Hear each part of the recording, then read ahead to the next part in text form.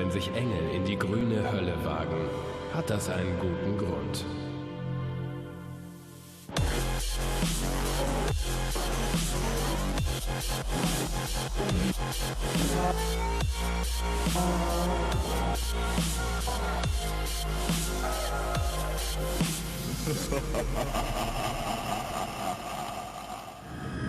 Well, they do call it the Green Hell, and there the Nurburgring Schloss looks down on the 24-hour race for the 41st time. Yes, it's the ADAC Zurich 24 hours of the Nurburgring, and a massive 210,000 fans and enthusiasts wanted to witness this huge spectacle, arousing old and new passions, as it does every year. There, the drivers from Team VDS and Team Schubert, the BMW squad, said thank you to the spectators for coming. The eagerly awaited event actually started on Thursday with a comeback for the famous Adenauer Racing Day down in the picturesque Eiffel Tower of Adenauer, where fans can mix with the drivers, get the autographs and get a very good look at the cars. Attractions included some of the front runners and this classic Opel Manta.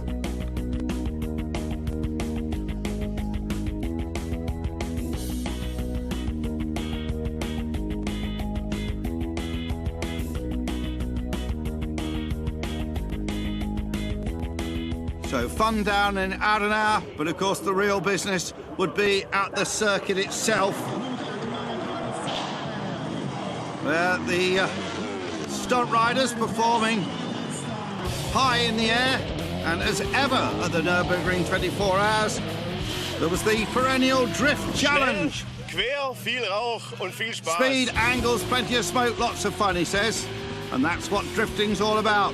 The Drift Challenge is always part of the support programme for the 24-hour race, and 2013 was no exception. As always, it was a real crowd magnet. Lots of fun and entertainment, smoke, and a little bit of glamour too.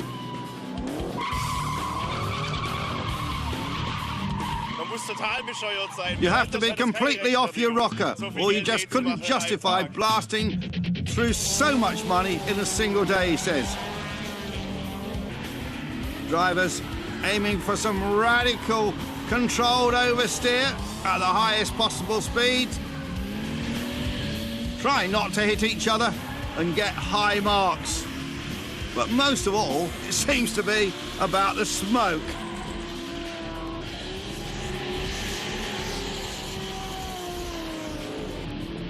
As ever, Falcon tyres in the middle of it.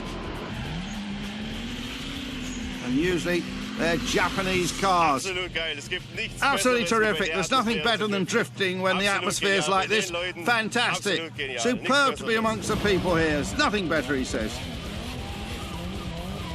This form of motorsport goes back to the 1980s, comes from Japan.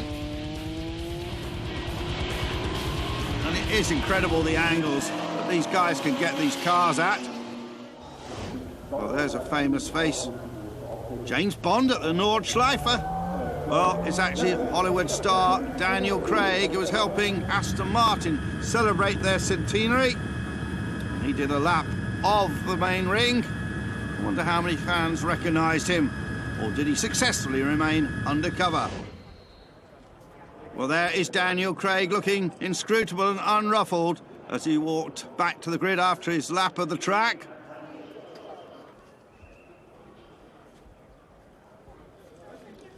But there's more excitement, and for the first time since 1955, a Mercedes Silver Arrow took to the Nordschleife. Back then it was Juan Manuel Fangio, but now it was a seven-time Formula One champion Michael Schumacher, recently retired, of course. Schumi joined forces with the current F1 star Nico Rosberg, former DTM and F1 ace Carl Wendlinger, the DTM's most successful driver of all time, Bernd Schneider, and Bernd Maylander, the driver of the official Formula One safety car, in giving a demonstration lap or two. Well, the sound of a Formula One car hasn't been heard around the Nürburgring Nordschleife for a very long time. And it certainly raised the passion and excitement of the many fans there. What a sight!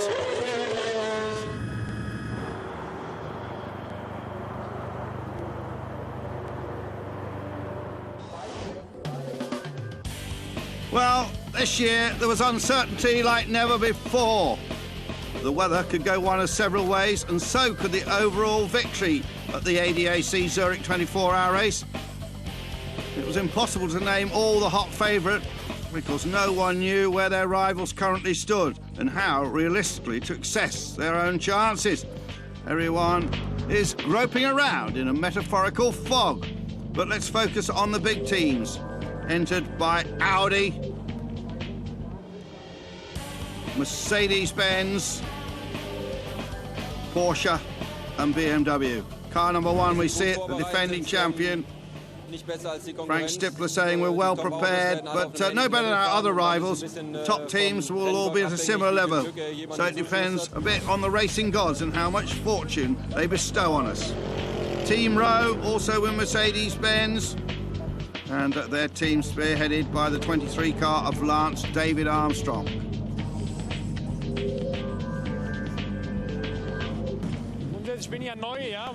I'm new here in the Rowe team this year to support AMG. The team is really superbly prepared. We've sorted everything out and we're in great shape. But we're about to get typical Eiffel weather. Hopefully it'll stay like it is now, but I think it could change. This team was aiming for a record. Manthey Porsche have won 5 times in recent years. The 6th win would send Timo Bernhard and the team principal Olaf Manthey to the top of the all-round honour list. Here's Timo. Winning 5 times is already incredible, all of them with Manthey Racing, and almost all of them with the same lineup. It's been utterly crazy. We're just focusing on our jobs here. At the end of the day, if it happens, we'll obviously be unbelievably proud. But first of all, we have a job to do, and it'll be difficult enough. The competition here is unbelievable, he says. The fourth of the likely favourites of BMW Team Schubert have flown in their star drivers from the DTM at Brands Hatch, Augusto Farfus and Martin Tomczyk. Certainly busy racers. They have a double burden, says Dirk Adolf, due to the DTM, but they're totally fired up for this race, I know. We'll cover for them at the start, and then they'll come into the team without any fuss. It'll work. I have no concerns about it at all. The fans needn't be worried either, because it'll definitely be unbelievably exciting, potentially closer than ever before. No one feels brave enough to make a prediction. I have to say this, there's a huge number of different constructors, each with their own concepts, and at least 2 cars spearheading the challenge. So we could quickly see 10 or 12 cars capable of racing for victory. I don't think anyone can be named as a favourite. So, as we heard from the drivers, no clear favourites to win the race this year. As said before, only one thing is certain, nothing is certain. Top 40 qualifying was introduced last year and proved a hit with the fans and drivers alike. Clear track for the 40 best cars, setting off at intervals of 10 seconds and turning in 2 flying laps.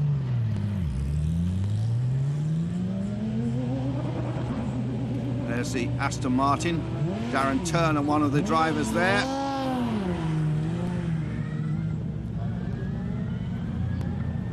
Here they are being flagged away.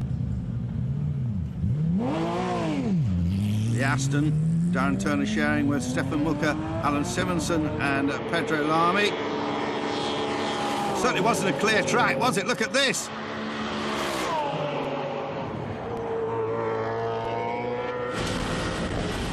The App Team Mamero Audi R8 racing with the Rowe Racing Mercedes in qualifying. On board in the App car.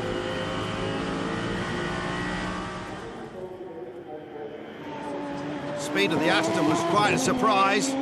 Posted a second best time of 8 minutes 18.362.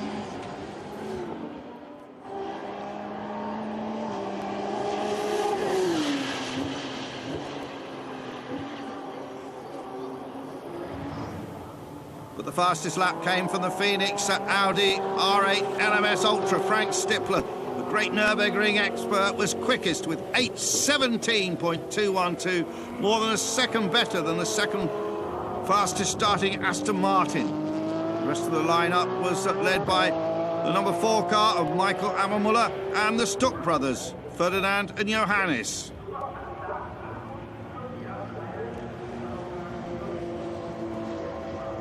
I'm 38 years old. I live nearby, and I think it was the very first time that I had a completely clear lap without any traffic, and this was a very, very special and beautiful experience on this beautiful track. Well, let's join the Schulze Motorsport Nissan GTR Nismo GT3. Yamaguchi at the wheel.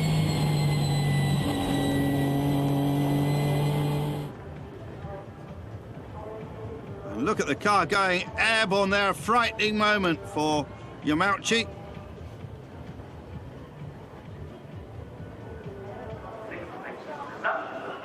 There had been some concern about whether the race would take part next year, and there was some very good news on that subject. Here's Carl Joseph Schmidt, Chief Operating Officer of the Nurburgring. Well, the status right now, he says, is that the process of selling the Nurburgring is underway. And I can assure you that everyone, I mean everyone, who has anything to do with the process is determined to bring in an operating investor who will maintain this business just as it is now and all year round. So there's no break in the continuity and tradition. And as nobody wants anything else, we can safely assume that that's how it's going to work out.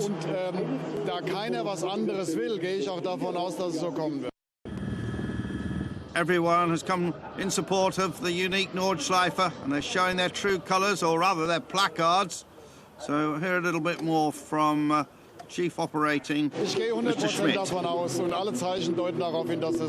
assuming 100% and everything is pointing in the right direction. That's how it will turn out. There's Pedro Lamy, delighted to be back with Aston Martin. Very special. I've been doing this race for a while. I had a few wins, so it's very special for me, and nice to be back, and amazing track. Yeah, he's had 5 wins. There's the Manthe Racing Porsche, and Nick Tandy surveying the scene down there. Marco Holzer, another expert at the ring.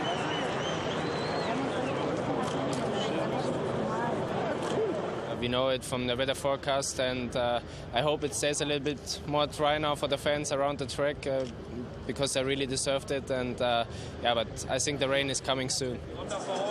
A late but welcome entry, Jutta Kleinsmith, the 2001 Dakar Rally winner, supporting the Pro Handicap team run by Wolfgang Muller, who drives with just one arm. There you see him.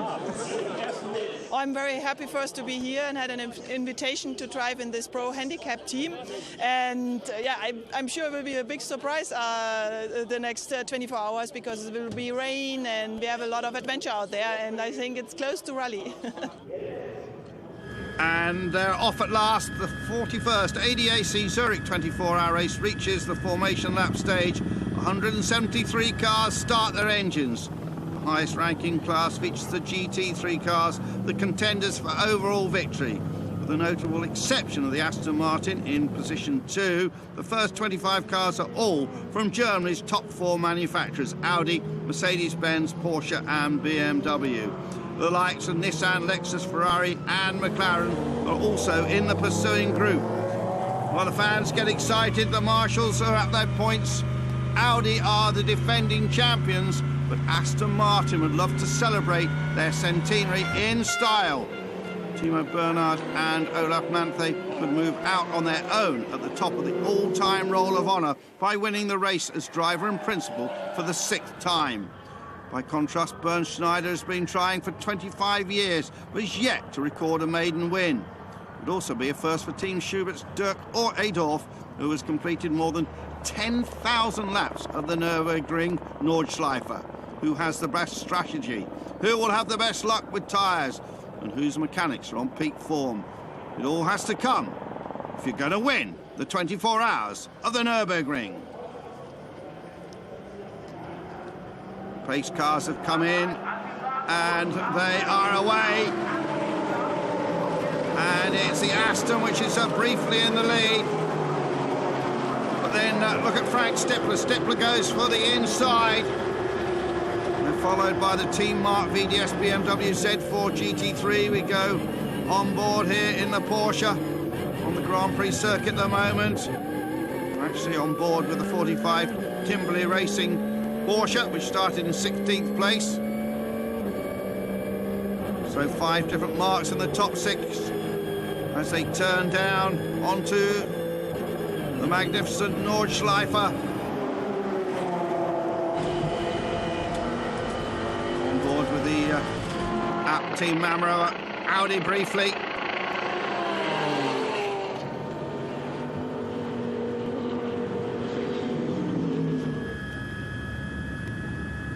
Great helicopter shot here of the big field of cars and this huge crowd.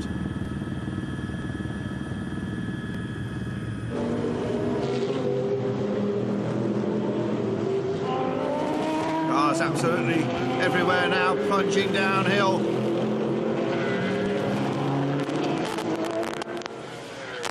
The Aston in second place behind the Audi.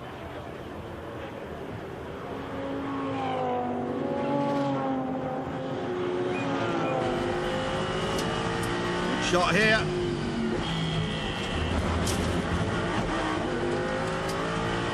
Gives you a feel for this incredible circuit. There at Flugplatz, flying place. Problems for the McLaren, a big blow-up. Disaster then for the McLaren pulling off.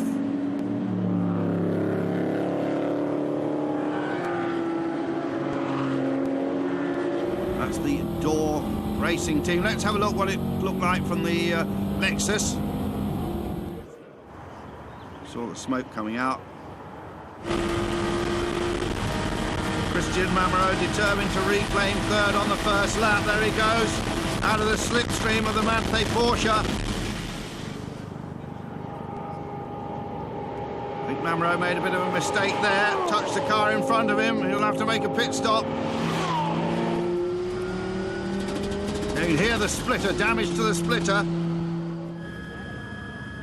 Well, a disaster then for Christian Mamro.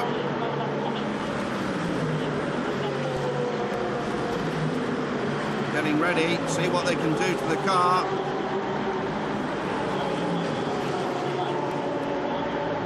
Here it is in the pits.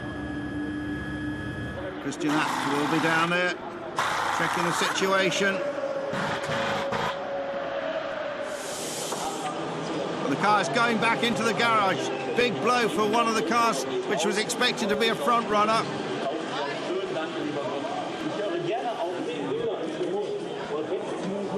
Still checking that splitter.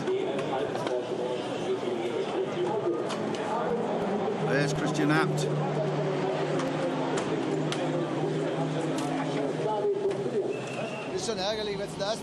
It's deeply annoying when it's on the first lap, but something's happened to the front splitter. It's been a scrape or a minor contact, whatever. The centre screw has come loose and the entire front splitter is vibrating badly. So the best thing is to take it slowly and come in. Well, it's a long repair now, that's a shame. Top 3 after half an hour, the Phoenix Audi leads, followed by the Aston Martin GT3 and the G-Drive racing by Phoenix Audi R8. With that Marcel Fassler at the wheel, the Le Mans winner.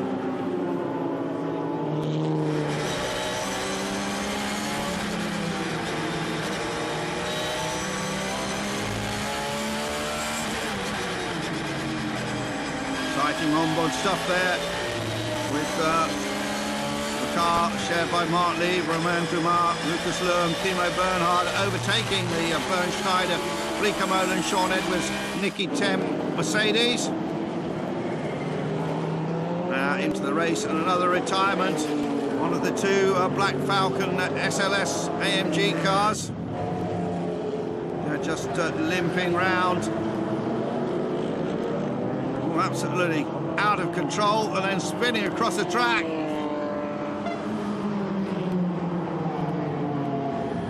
Obviously lost the steering. Here's the classification: Audi, Aston, Audi, Mercedes, BMW, Porsche, and Mercedes. Already a sizable lead then. Several Porsches with a BMW in there. The Frank Bieler Audi. Rail Fry in an Audi.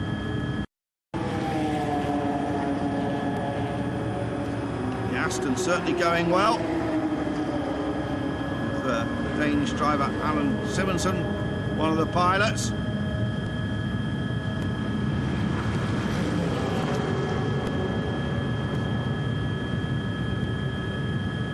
There the Aston moves up.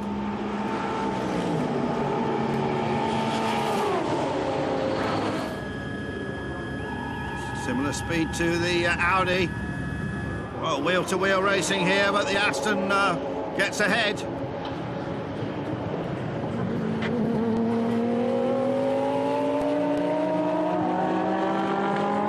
Yeah, it was good. I mean, it's always good to be in the lead. Good to be in the lead in such a huge race, and for Aston Martin to be in the 100th year to put the car in the lead with the iconic Bilstein livery on the car is something special, and everything worked well for us. Yeah, the Dane, who spent a lot of time in Australia, might have just heard it in his accent there. Well, the best Mercedes after 2 hours is the road racing entry with Klaus Graf at the wheel, better known for racing out and winning in the American Le Mans Series. They've moved up to P4. Graf hands over to Nico Bastian.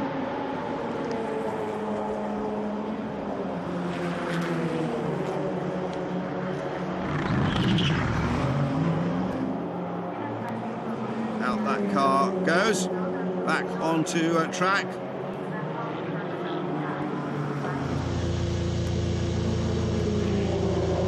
Wave, double yellows, they call it a code 60. 4 problems. We're on board with the Wolf Hensler, Peter Dumbrek, Martin Raginger, Sebastian Asch Porsche, backed by Falcon Tyres.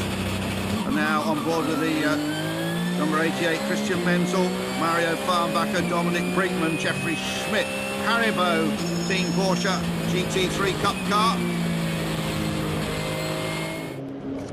Code 60 being deployed here for the first time. It's neutralising the race. Double yellow wave flags means the cars must proceed past the scene of an accident at 60 kilometres an hour. More favourites falling by the wayside. On the Schubert BMW's in problems.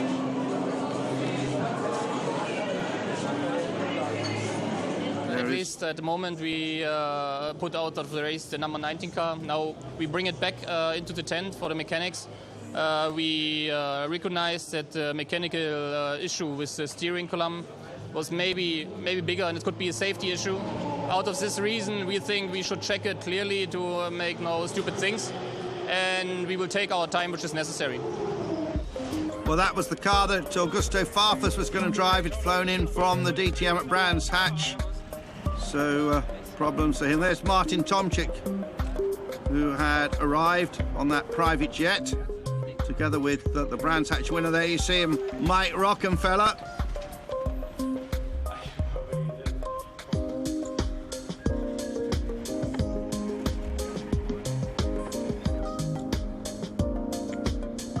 The jet set style, that was them getting on the plane, I think in Biggin Hill. And here they are arriving near the Nurburgring. There's Farfus in the blue, transferring to a helicopter. What a life a professional racing driver has. It was nice to come over after being in Brands. BMW put a lot of effort to bring me here. Unfortunately, we had a problem in the car, and I cannot drive. I'm really sad because it's a very special race. It's very special moment for me, and I wanted really to drive. Unfortunately, it didn't happen, so hopefully next year it will happen and I'll be spot on again. Yeah, so all that jet setting and doesn't get to drive at all due to the problem we heard about with that front-running BMW Z4. Quite a lot of the favourites hitting problems here as the dust sets in, and now it starts to rain. And the rain really comes down. Now the vital choice of rubber, and it's well known that Dunlop have a very good rain tyre here.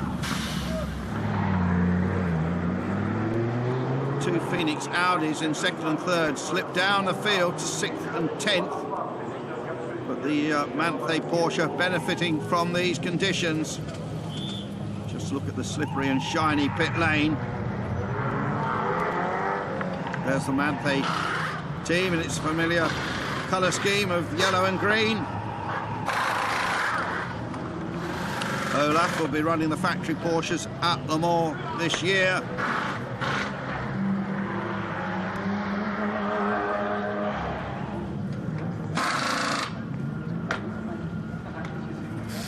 So work on this Porsche. Always a front-running car, always a threat for victory here. Very crowded pit road as well. You have to be out on the circuit with the right tyres at the right point in time. Part of that is pure good luck, being able to switch at exactly the right time. But we still only just started. The 24-hour race is very long indeed. An awful lot can happen. There, the 007 Aston Martin, one of the first cars onto rain tyres, retaining the lead, followed by the two Porsches. And it's the BMW Mark VDS BMW Z4. It's been in second place for 2 hours. The Belgian Audi WRT team, Audi running in 5th place. And darkness now descending, and a special feeling and testing time for the drivers. But in these conditions, even more challenging than normal. Let's hear now from Christopher Haas, one of the big experts at the Nurburgring. He talks about driving in these conditions. So the first stint which I did, it was dry condition, but then we got heavy rain, really heavy rain. This was very difficult. On the track there are new asphalts on some parts where you easily get aquaplaning. So from that moment you have to be on the perfect tire pressure. Maybe it was not on the perfect, but we were still okay. So to do mistakes now, it's very easy. Our choice was just to survive. If you drive in the darkness, the spectators around the track, they have everywhere lights and just great things. And you can see how they do the party and everything. So it's a special atmosphere at the Nurburgring. It's great to be here. And now I will take a small sleep. The weather continues to deteriorate with relentless and heavy rain, banks of mist and fog, and all this in the dark. It's an exceptionally dangerous combination. In fact, too dangerous to continue. Conditions become so treacherous that race control has red flagged it. It just started to rain when I went into the car. I drove into the night, so it's pretty tough out there. Fog came to the rain, so it's very dangerous at the moment to drive. I mean, a lot of amateurs are here driving, so it's definitely the right choice to have red flag at the moment. Yeah, so the rain continued to come down through the night. The rain just destroying everything here, and the event put on hold. Let's hear from the race director, Wolfgang Hornung. Situation at the moment is that the forecast is for continuously heavy rain. I've just been round once to collect information, and I'm about to go out again. The last 2 laps indicated that the weather out on the circuit is actually getting worse. It's not just the rain, there's fog on top of that. I'll drive round again in a moment and we'll see how it unfolds. So that was the status at 1 in the morning. And what does the driver do? Well, he tries to snatch some sleep, I think. Maybe they go back to the hotel. There's one chap getting a bit of a snooze. Others just do a little bit of polishing. Well, unfortunately, I can't change anything, says the race director. Indeed not. No one can change the weather. But all these people expect to be working hard. Some of them contemplate what's gone on so far. But really, all you can do is just wait. It's all part of the Nurburgring. 24 hours.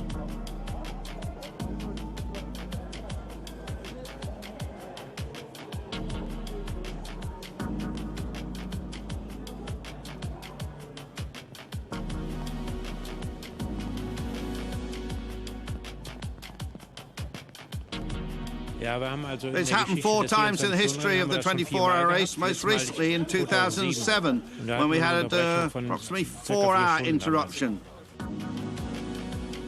But this year it's destined to be considerably more than 4 hours. At 3 in the morning, race control announced an earliest possible restart time of 7:30, meaning the 24-hour race would in fact be a 16-hour race due to that bad weather.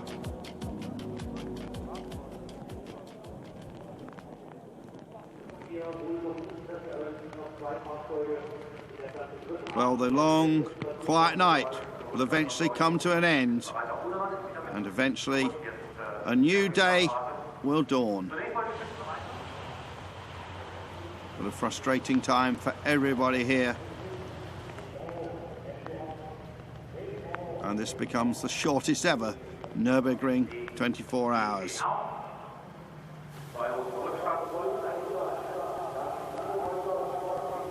There, the light comes up.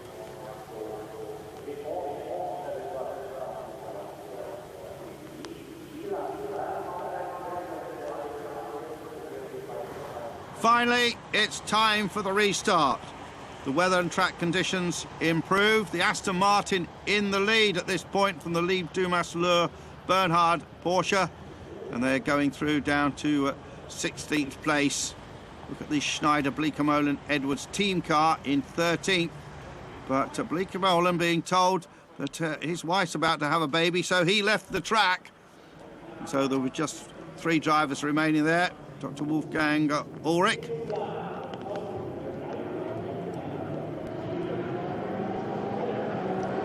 And Pedro Lamy in the 007. Restarts the race in the lead.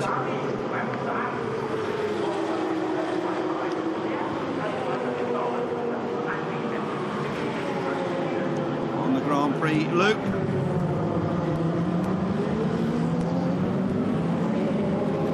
But Lamy is struggling in these conditions.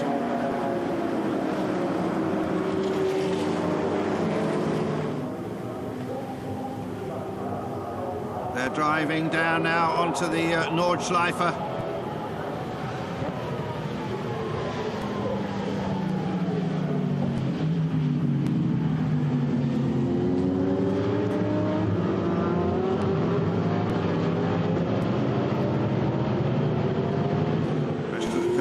Strung out behind. As ever, lots of signs painted on the roadside.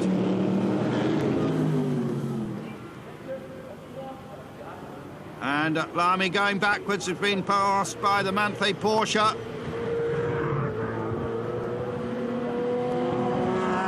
Lamy, with all that experience, has won for BMW, won in the past in big American V8 machines.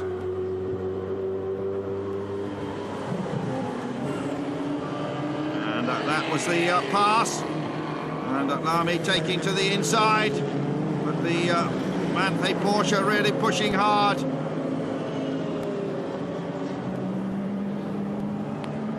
There's also another Aston in the race with hydrogen power, bit of nudging going on.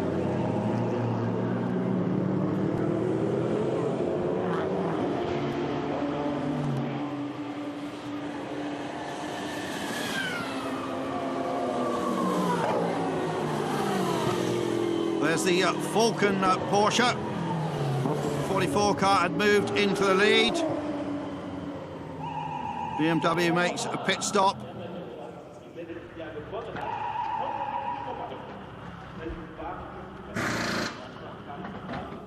There the Mercedes with the gull wing door coming up.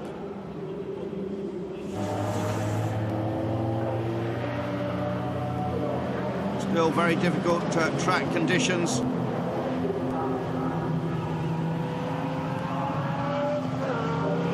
There's the 44 car.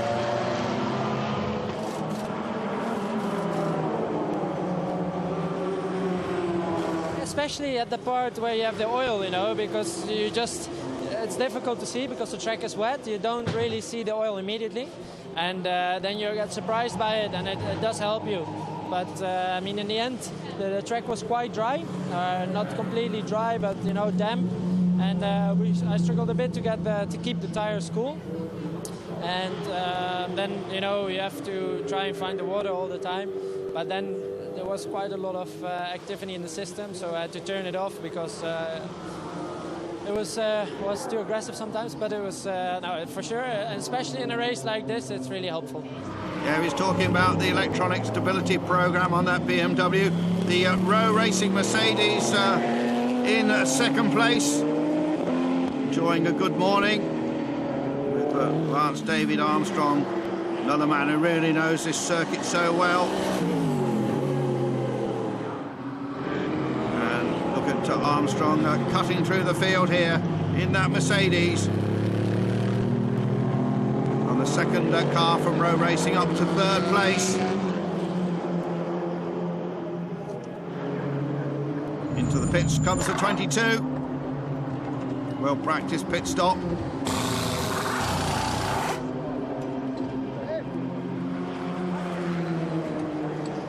Well, difficult condition. There was like an oil line like 5 kilometers long, and you had to judge your speed there.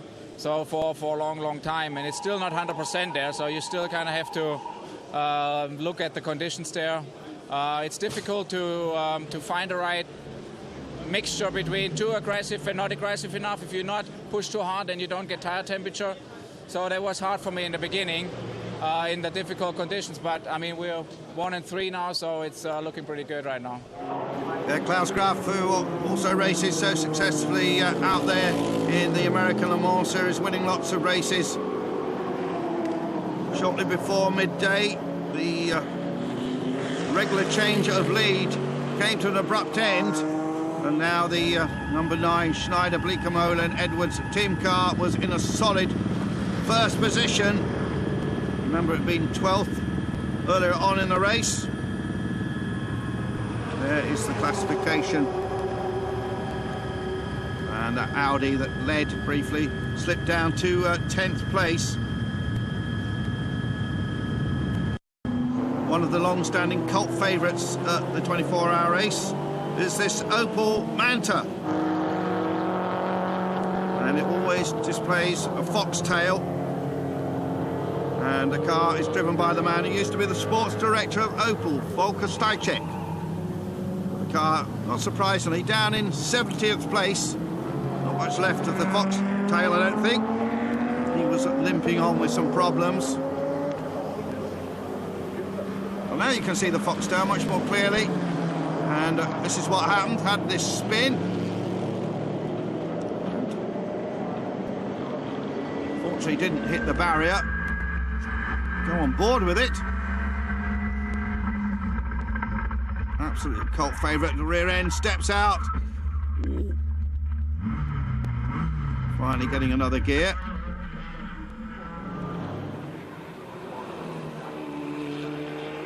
Here's the 110 Hannu Lusterin and Alex Hoffman, Stefan Lemar and Thomas Kroner in the Team Kisling Opel Astra OPC.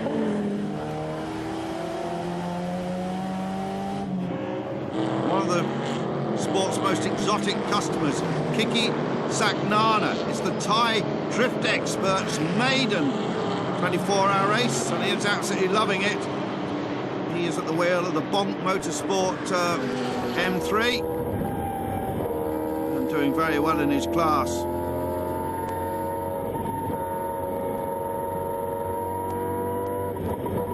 We can hear now from the man from Thailand. To be honest, this is the greatest event ever in my life.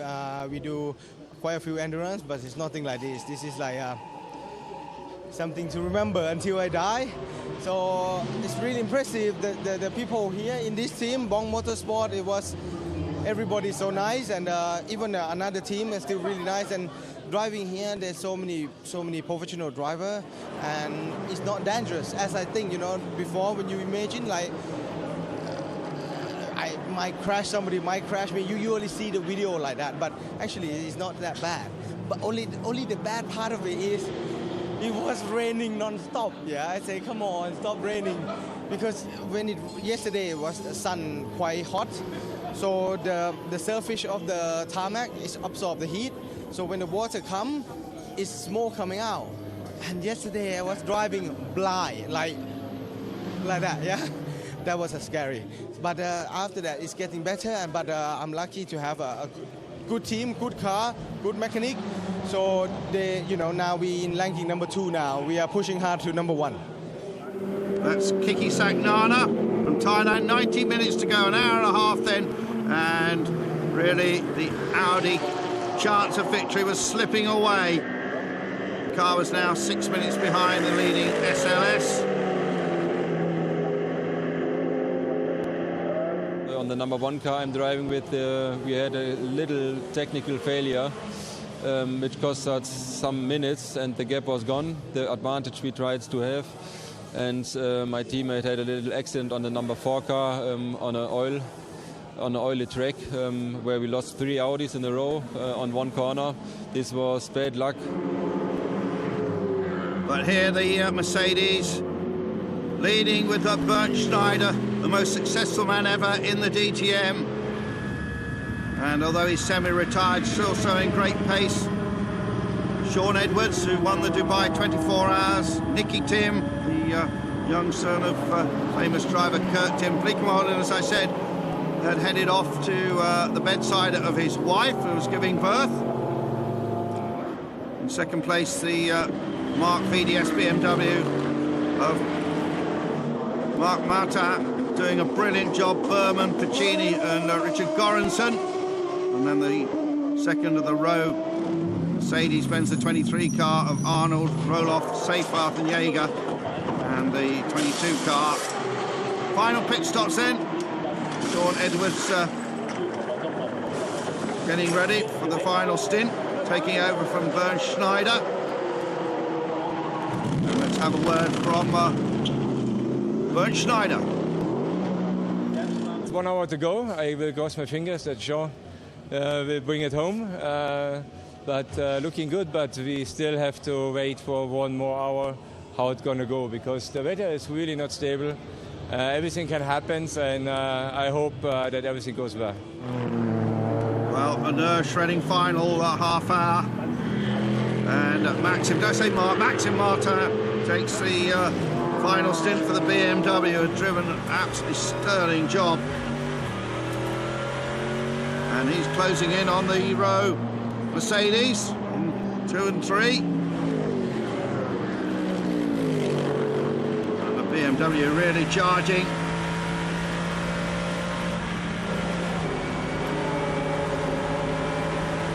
Let's see this. BMW in front now of the 2 Mercedes.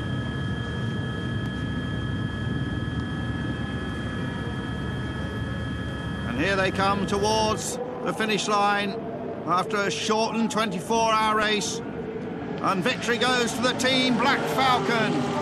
Mercedes-Benz SLS AMG GT3 winning the 41st running of this race. Bernd Schneider, Sean Edwards, Nicky Tim and Jerome Bleekemolen. And thanks to the incredible effort by Maxim Martin in his last stint. Second place to the BMW, together with Piccini, Berman and Goranson. P3 and P4 to the Row Racing Team cars. Everyone finishing there. Congratulations down in the pits. And we can hear again from Bernd Schneider. And my first finish as well, after 25 years. I just came here and finished the race, and then on the top of the podium. It's just amazing. And there, Sean Edwards doing some donuts in the big Merc. What an aggressive machine it is, and AMG have done an outstanding job to develop it into a race winner. Mercedes' first ever win in this famous race. So it's Mercedes, BMW, Mercedes, Audi, big disappointment for them. Then BMW, Porsche, again disappointment. And then the Aston Martin finishing 10th in front of, well, several Porsches. Right down to 16th place there. And on to the podium.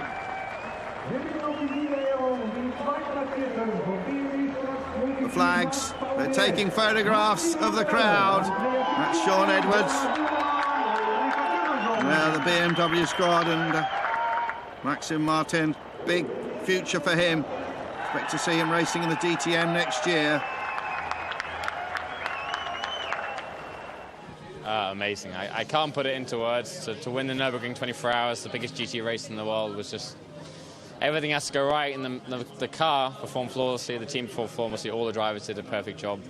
No mistakes during the race, only burnt there one time going off, and we lost a couple of minutes, but he drove like a legend that he is today, because he was just so fast the whole time, in the wet, in the dry. It doesn't matter where you put him, he was the man.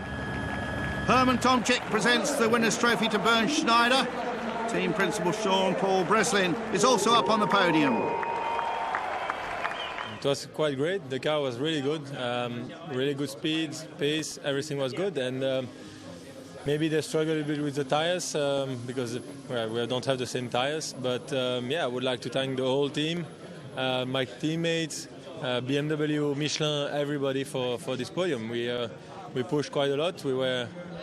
We pushed in the rain, we pushed on the dry, so at the end we are there, and it's first podium for us, and it's great moment. I'm really happy. I mean, we had a difficult start into the race, and then we had suspending the race in the night and the restart in the morning.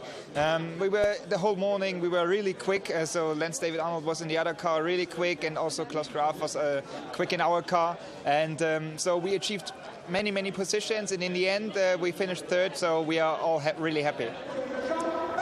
Well, the champagne sprays, and that's about it for the 41st running of the Nurburgring 24 Hours. It had been one of the wettest ever, and certainly a race to remember.